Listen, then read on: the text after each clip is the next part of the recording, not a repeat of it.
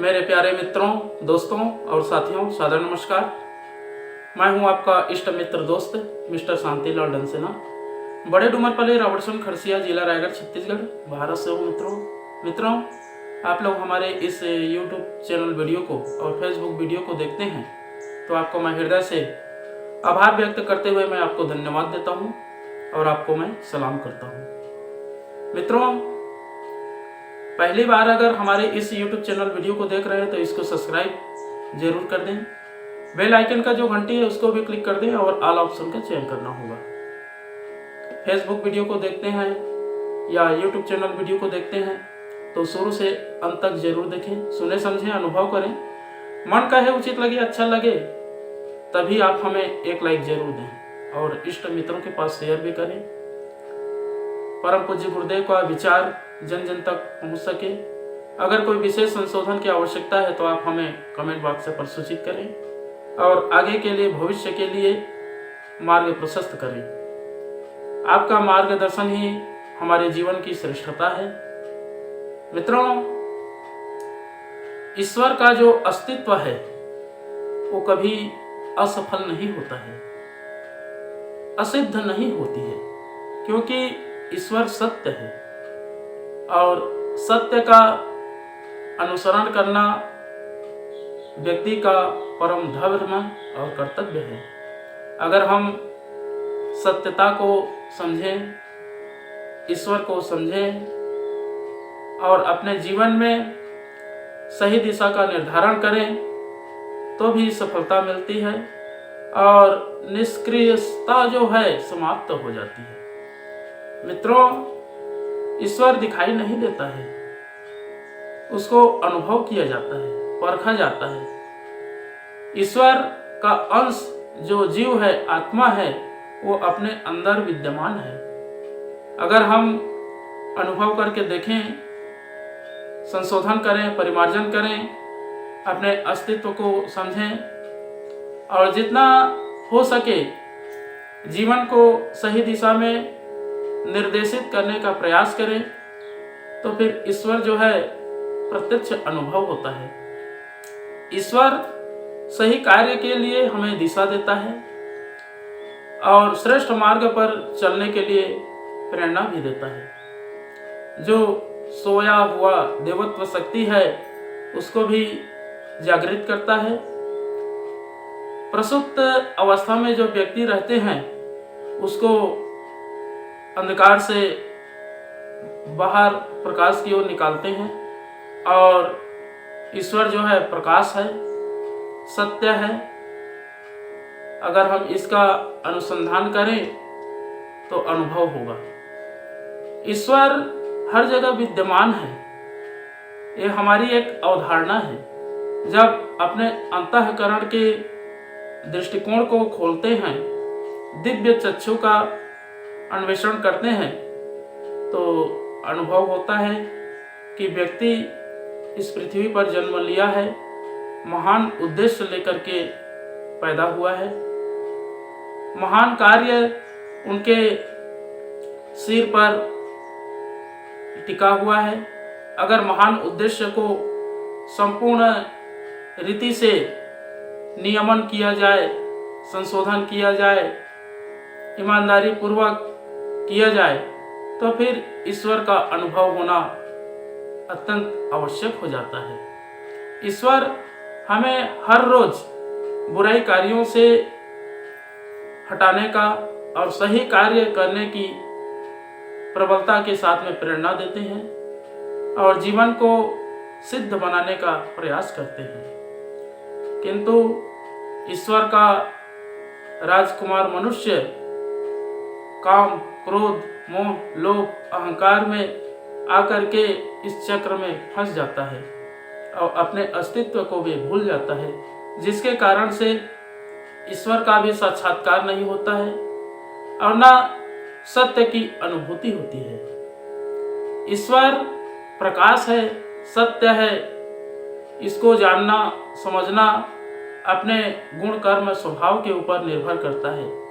व्यक्ति अपने भाग्य को लेकर के इस पृथ्वी पर, धरती पर जन्म लेता है, आता है और जीवन पर्यंत कर्म करके मृत्यु के उपरांत अपने कर्म को साथ में लेकर के जाता है, जिससे उसका प्रारब्ध बनता है। और अगर अच्छा कर्म किए रहते हैं, अच्छा संस्कार रहता है, तो फिर आगे फिर मनुष्य योनि में उनको प्राप्त होता है। देवतुल्य कार्य करने के लिए बहुत कठिनाइयों का सामना करना पड़ता है, और असुर कार्य करने के लिए कोई कठिनाइयों का सामना नहीं करना पड़ता है। सही दिशा में चलने के लिए पग पग पर विघ्न बाधाओं का, कांटों का, समस्याओं का, कठिनाइयों का सामना करना पड़ेगा। किंतु अगर असत्य की ओर चलें, अंधकार की ओर चलें, तो जीवन जो है अनायास अपने आप चली जाती है, उसको चलाने की भी आवश्यकता नहीं होती है। व्यक्ति जो है ईश्वर को ना समझने के कारण से ही अंधकार के गर्त में गिर जाता है और अपने जीवन को, जो जीवन लीला है, उसको समाप्त कर देता है। फिर आगे चल के पशु पक्षी कीट पतंग की तरह योनियों में भटकता हुआ 84 लाख योनि को भ्रमण करके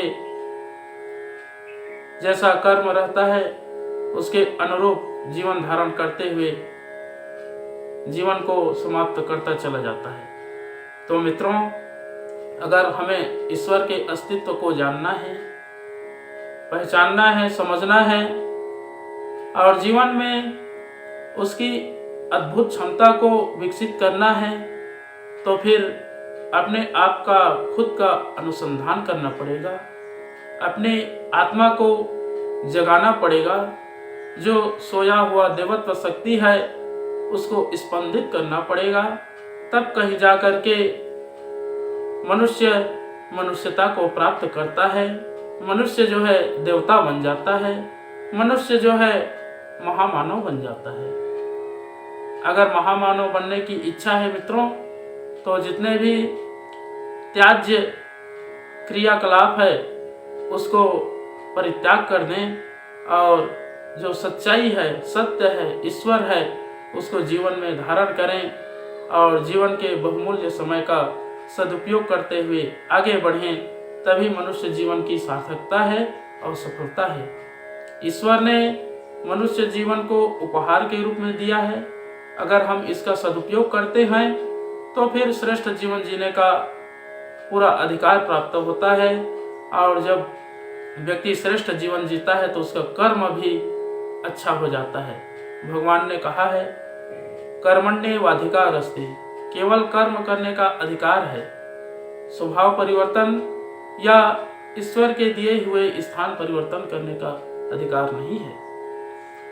माँ फलेषु कदाचन, फल में तुम्हारा कोई अधिकार नहीं है। फल देने वाली शक्ति दूसरी है। हम अपना कर्तव्य पूरा करें, वो भी अनासक्त भाव से, तभी सफलता मिलती है मित्रों। फल देने वाली शक्ति कोई दूसरी है। हम अपना कर्तव्य पूरा करते जाएं। कर्मण्येवाधिकारस्ते माँ फलेषु कदाचन, इसी का रहस्य को लेकर के गीता में भगवान कृष्ण ने उपदेश दिए हैं और मनुष्य को कर्म करने के लिए इस पृथ्वी पर भेजे हैं। और व्यक्ति अपने कर्मण्य से विमुख ना हो, अच्छा कर्म करे और अपने जीवन को सार्थक बनाए। तो मित्रों, अपने जीवन को साकार बनाना है, सही दिशा में प्रेरणा देना है, तो एक बार गायत्री महामंत्र और एक बार महामृत्युंजय मंत्र का उच्चारण मेरे साथ साथ में करेंगे। ओम भूर्भुवः स्वः तत्सवितुर्वरेण्यं भर्गो देवस्य धीमहि धियो यो नः प्रचोदयात्। उस प्राण स्वरूप, दुखनाशक, सुख स्वरूप, श्रेष्ठ, तेजस्वी, पापनाशक, देव स्वरूप परमात्मा को हम अपनी अंतरात्मा में धारण करें। वह परमात्मा हमारी बुद्धि को सतमार्ग की ओर प्रेरित करे। ओम हौम जौम सह ओम भूर्भुवः स्वः ओम त्र्यंबकम यजामहे सुगंधिं पुष्टिवर्धनम उर्वारुकमिव बंधनान् मृत्युर्मुच्यमामृतात्। ओम स्वः भुवः भुवः ओम सह जौम हौम ओम मृत्युंजय महादेव त्राहि मां शरणागतम जन्म मृत्यु जरा व्याधि पीड़ितम कर्म बंधनाय। ओम असंभवम संभव कर्तुमुद्यतम प्रचंड झंझावितिरोध सत्समम योगस्य निर्माण कृते समुद्यतम परम महाकालमं नमाम्यहम्। ओम कर्पूर गौरम करुणावतारम संसार सारम भुजगेंद्रहारम सदा वसंतम हृदयारविंदे भवम भवानी सहितं नमामि। ओम अस्तो मा सद्गमय तमसो मा ज्योतिर्गमय मृत्युर्मा अमृतम गमय। परम पूज्य गुरुदेव वेद मूर्ति तपोनिष्ठ युग दृष्टा युग प्रवर्तक युग ऋषि पंडित श्री राम शर्मा आचार्य जी, परम वंदनीय माता जी भगवती देवी शर्मा जी और आद्य माँ गायत्री माता, धरती माता, भारत माता, प्रकृति, पर्यावरण, सूर्यदेव, महाकाल भगवान, सरस्वती माँ, लक्ष्मी माता, सभी ग्रह नक्षत्र, स्थानपति देवता, ग्रामपति देवता, अखिल विश्व ब्रह्मांड के सभी देवी देवताओं के सूक्ष्म संरक्षण में उपस्थित सभी हमारे प्रिय आत्मीय आदरणीय सम्माननीय परम हितैषी जितने भी YouTube चैनल के माध्यम से वीडियो देख रहे हैं या फेसबुक के माध्यम से वीडियो देख रहे हैं और हमारे व्हाट्सएप स्टेटस के माध्यम से भी देख रहे हैं, ऐसे परम देवतुल्य भाइयों, देवी स्वरूपा माताओं बहनों, आप लोगों को मेरा सादर प्रणाम। ऋषि चिंतन के सानिध्य में से आज का जो एक बहुत ही अनमोल और महत्वपूर्ण सुविचार है आपके पास लेकर के प्रस्तुत कर रहा हूं। आज का सुविचार है मित्रों, ईश्वर का अस्तित्व असिद्ध नहीं है। बहुत ही अनमोल सुविचार है। ईश्वर दिखाई नहीं देता इसलिए उसे ना माना जाए, यह कोई युक्ति नहीं है। अनेकों वस्तुएं ऐसी हैं जो आंख से नहीं दिखती, उन्हें अन्य आधारों से अनुभव करते और मानते हैं। कोई वस्तु नेत्रों के बहुत समीप हो तो भी वह नहीं दिखती। अपने पलक या आंखों में लगा काजल अपने को कहाँ दिखता है। मित्रों, ईश्वर के अस्तित्व से केवल इस कारण इनकार करना कि वह आज के विकसित विज्ञान या बुद्धिवाद की कसौटी पर खरा नहीं उतरता। कोई कारण नहीं। प्रत्यक्ष के आधार पर तो यह भी प्रमाणित नहीं किया जा सकता कि हमारा पिता वस्तुतः कौन है। माता की साक्षी ही इसका प्रमाण मान लिया जाता है। मित्रों, मानव जीवन की अनेक महत्वपूर्ण अवस्थाएं इस विज्ञान के आधार पर निर्भर है, जिसे अध्यात्म विज्ञान कहते हैं। पदार्थ विज्ञान से नहीं, अध्यात्म विज्ञान से ईश्वर का अस्तित्व सिद्ध होता है। ईश्वर का अवलंबन करके ही मानव जाति की अब तक की प्रगति संभव हुई है। प्रेम, करुणा, उदारता, दान, संयम, सदाचार, पुण्य, परमार्थ जैसे सद्गुणों का विकास आस्तिकता के आधार पर ही संभव हो सका है और इन्हीं गुणों के द्वारा सामाजिकता की प्रवृत्ति बढ़ी है। यदि इस महान आदर्श का परित्याग कर दिया जाए तो व्यक्ति का आंतरिक स्तर इस प्रकार का ही बनेगा जिससे द्वेष, घृणा, संघर्ष और आतंक का मार्ग अपनाने के लिए मन चलने लगे। बहुत बहुत धन्यवाद मित्रों। अगले बार नए विचार लेकर के, नए रहस्य के साथ में नए वीडियो लेकर के आपके पास फिर प्रस्तुत होंगे। सादर नमस्कार।